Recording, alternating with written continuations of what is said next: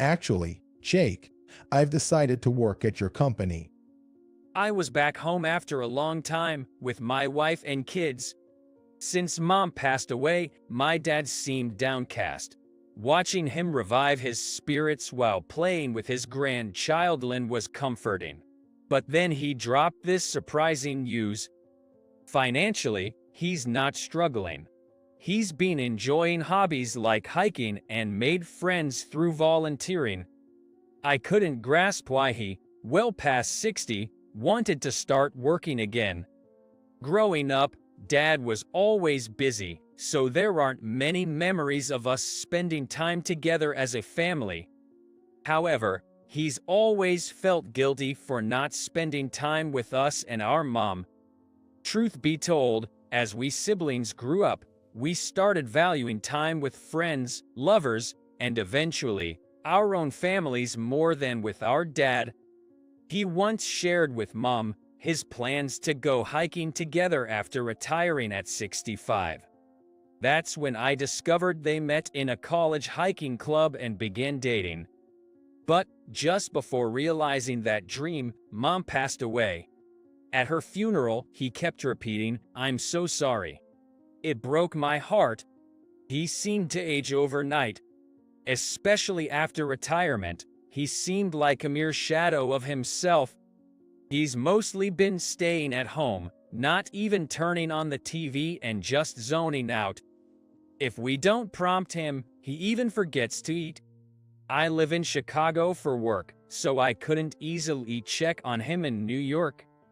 My two brothers live in the East Coast region, but aren't close enough to drop by often due to their own families and commitments. There are often stories of spouses passing away shortly after their partner. I feared Dad would follow suit. Things changed about a year after Mom's death. He got introduced to a senior hiking group at his favorite diner. This rejuvenated him as he took up activities like chess and volunteering. Seeing this, I felt truly relieved and happy. "Why work now? You're not in financial need." I hinted at my disagreement, but he responded, "I want to start fresh. We won't cross paths. I'll be at the New York head office, you're in the Chicago branch, right?" I realized I couldn't change his mind and just hoped he wouldn't push himself too hard. On his first day at work, I got a call from Jason, who works at the head office. He is my close friend from my batch and someone who knew my dad. He also came to my mom's funeral. I had informed him about my dad joining the head office. Hey, Thompson was complaining, saying, "Why hire an old, useless guy?" The rumor must have been so widespread that it reached Jason, who works in a different department, suggesting that Thompson must have said some pretty harsh things about my dad. Thompson is a senior when I was at the New York office. He had always burdened me with chores and scolded me unjustly. Despite his antagonism, I worked hard and was acknowledged by other seniors and bosses. Consequently, I rapidly climbed the corporate ladder and now serve as the deputy director of the Chicago branch. Thompson, on the other hand, remained stuck due to his tendency to dump work on others. Given this, Thompson had always been hostile towards me. Having mentioned my dad to the department heads, I assume Thompson got the message and took a jab at my dad. This made me fear Thompson might make things hard for my dad. Since my father joined the company, every week I'd call him up and ask, "Dad, are you doing okay at work? Nobody is giving you a hard time or harassing you, right? Jake, are you treating me like a kid? I've worked for companies until retirement. Whatever happens, I'll be fine. Don't worry about it." He'd laugh it off. He added, "Even if someone says something, I don't want to cause trouble at the new company I've joined. Just let it be." Then, one day, "I'm on a business trip to the Chicago branch. Let's grab a drink after work." I received a call from Jason. After finishing work, We met in the lobby and I took Jason to a local bar. Although I'm originally from New York, I've now grown quite fond of Chicago's renowned deep dish pizzas and hot dogs. This bar had amazing deep-fried cheese sticks, and occasionally, I'd stop by after work for a drink. This is delicious. Chicago sure has some great food. Munching on a cheese stick, I remembered bringing my parents here when they visited Chicago. Chicago food is so tasty. Wish they had such places in New York. The image of my mom enjoying her meal popped into my mind, and I had to quickly gulp down my beer to stop my eyes from watering.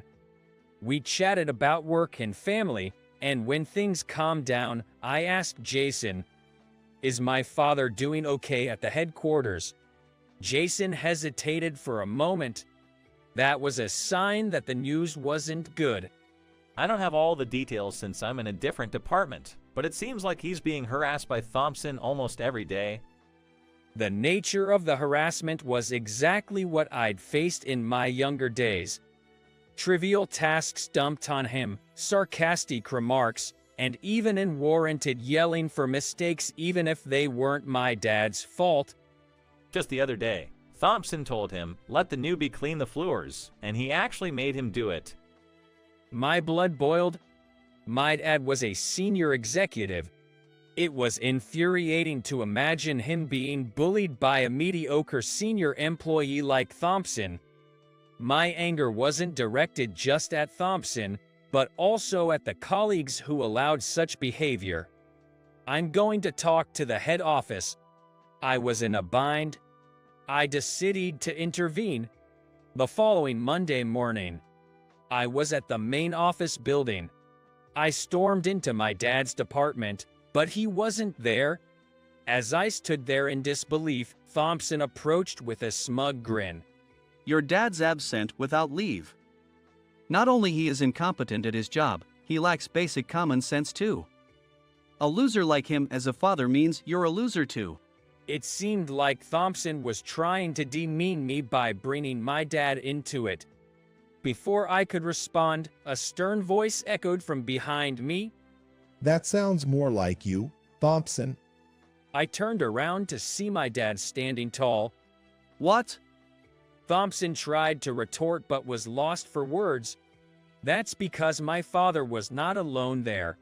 He was with company's top executives, including the CEO. We've been informed of all your wrongdoings. Thompson realized the jig was up and sank to his knees. He had colluded with manufacturers to falsify the quality of the products the company was selling. A colleague from the same department had noticed, but Thompson had silenced him with threats. The CEO instructed for Thompson and the silenced employee to be escorted to a conference room for further discussion. I looked up at my dad and laughed. Did you join my company for this? My dad, a certified public accountant who worked at an audit firm before retiring. He was an expert in auditing. Foster believed it was probably Thompson who faked the quality, but even an internal audit couldn't nail down definitive evidence. So I decided to look into it. Finally, it made sense to me why he would want to work after retirement age. But I was surprised to hear Dad referring to the CEO as Foster. Did they know each other? Later on, Thompson was let go from the company. The employees who were forced into silence, not by choice but out of intimidation, were spared from disciplinary action because they had cooperated with my father's investigation. That evening, my dad took me to his favorite diner. As we walked in, there was the CEO. Hey, is that you, Don? The CEO's friendly and informal tone made it seem like they were more than just acquaintances. Sitting across from CEO Foster and sipping some bourbon, the CEO spoke with deep gratitude to my dad. Thanks to you, Don, our company was saved. I can't thank you enough. My dad told the CEO that it's okay and then smiled.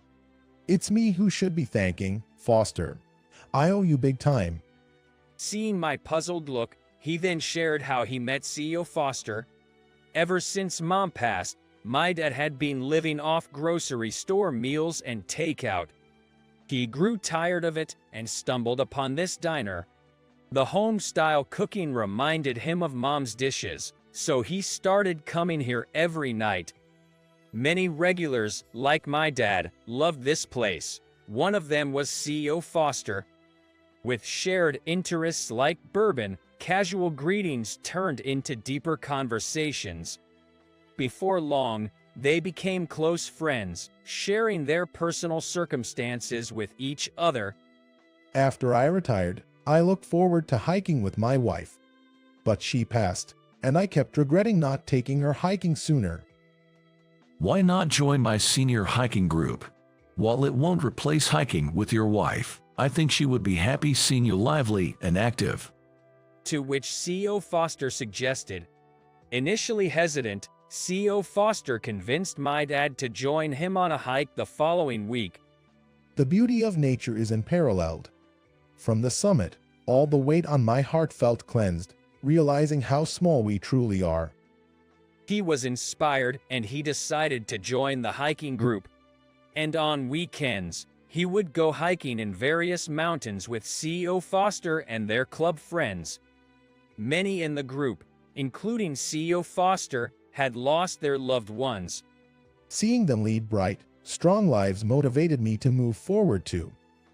Soon after, Dad took up chess, something he always wanted to do, and attended classes.